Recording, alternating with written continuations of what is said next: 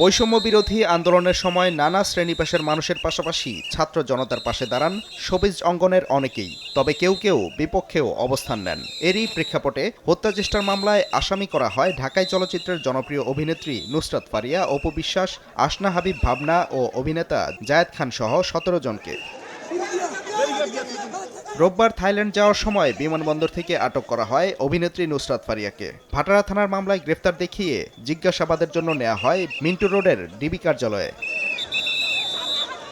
সোমবার ফারিয়াকে তোলা হয় আদালতে। এ সময় অনেকটা বিমর্ষ দেখা যায় তাকে। শুনানি শেষে রাষ্ট্রপক্ষের আইনজীবী বলেন, আন্দোলন দমনে অর্থের যোগানদাতা হিসাবে ভূমিকা রেখেছেন নুসরাত ফারিয়া, ছিলেন ফ্যাসিস্টের সহযোগীও। আওয়ামী লীগ ও শেখ হাসিনার আস্থাভাজন হতে শেখ মুজিবুর রহমানের বায়োপিকে শেখ হাসিনার চরিত্রে অভিনয় করেন তিনি।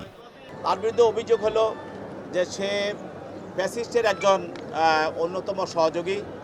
গত 15 বছর যারা এই ফ্যাসিস্ট হাসিনাকে সহযোগিতা করেছে, তাদের অভিনয়ের মাধ্যমে, নায়ক গানের মাধ্যমে এবং বিভিন্নভাবে ফ্যাসিজম চালিয়ে যাওয়ার জন্য তারা সহযোগিতা করেছে, তার মধ্যে সে একজন অন্যতম। এ সময় আসামি পক্ষের আইনজীবীরা দাবি করেন, আন্দোলনের সময় বিদেশে ছিলেন নুসরাত ফারিয়া, আন্দোলনে তিনি জড়িত নয় বলেও দাবি করেন তারা।